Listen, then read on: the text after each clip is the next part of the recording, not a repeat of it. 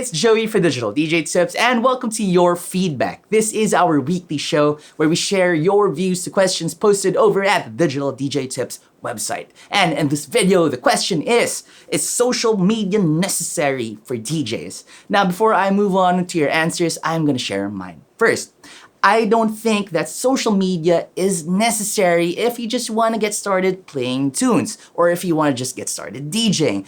All you need are the music, the songs that you're going to be playing, as well as gear that you're going to be playing the music on. You don't need a huge social media following. You don't need thousands of followers or a huge presence on any of the social media platforms in order to do that, right?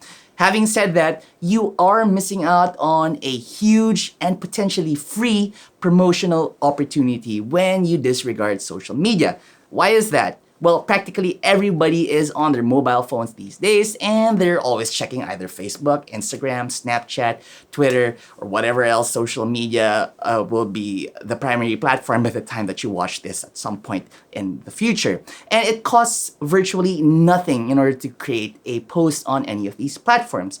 You can tweet about a song that you're listening to on Twitter for free. You can post a gig photograph that was taken the night before using Instagram, or you can use Instagram stories to give people a glimpse of your DJ set or even the way that you produce music in your studio.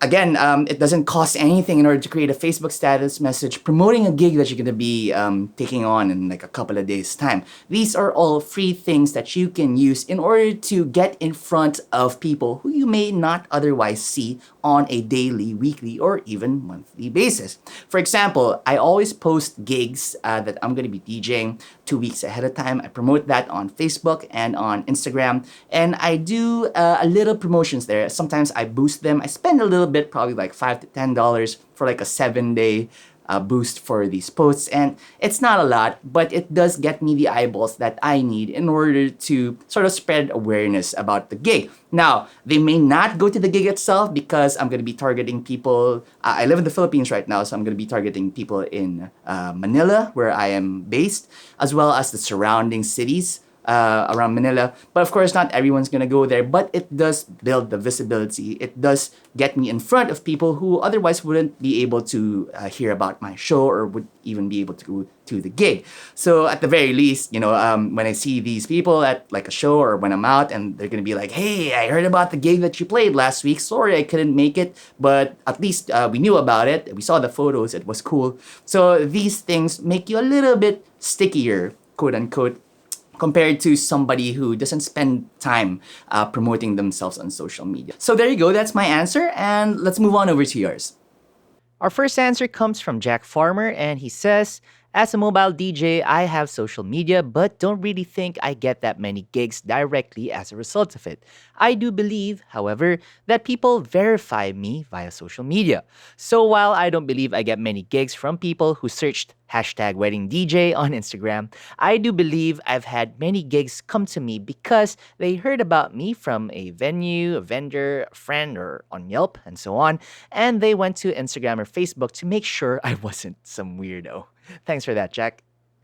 Next up is Stacy, and she says, I love social media. Instagram alone has landed me a number of wedding and corporate gigs, so it's been well worth my time. I also love it for connecting with other DJs. I've made a number of friends through social media that I never would have crossed paths with otherwise. I see it as a great free resource. Thanks for that, Stacy. Our next answer is from Tucker, and he says, I moved from Akron, Ohio to Oakland, California in 2016 because of my wife's career. That separated me from all my contacts and my gigs. Because I had to focus on finding a day job, I'm a school teacher, I fell into a habit of searching the Yelp reviews of every hipster bar in the city for any mention of DJs.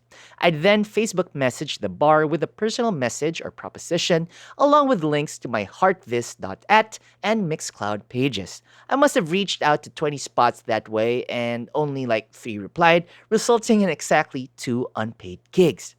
I realize I need to get into those bars and meet people, but I'm mad busy and I'm not able to go clubbing anymore. I'd rather be playing out, but all I do now is crank out mixtapes. I can see not using social media, but I can't understand working DJs who don't post mixes anywhere. It seems that the busiest DJs in the Bay Area don't post mixes at all, even though they're gigging every weekend and sometimes even working on the radio.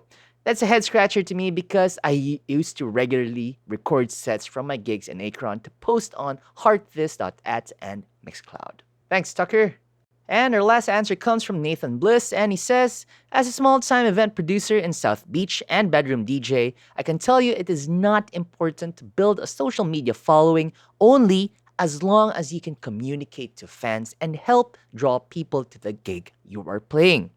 Only the DJs that have been around for a while and have made a name for themselves can still get gigs by being talented and having a reputation. There's absolutely no way I will pay a cent to any DJ who does not help me brand my events and get people into the room. Right, thanks for that, Nathan. Alright, so that's it for this episode of Your Feedback. If you want to be featured in a future episode, all you gotta do is to leave a comment in any of our upcoming Over to You or Your Question articles over at the Digital DJ Tips website. Thank you for watching. My name is Joey. I'm gonna see you next time.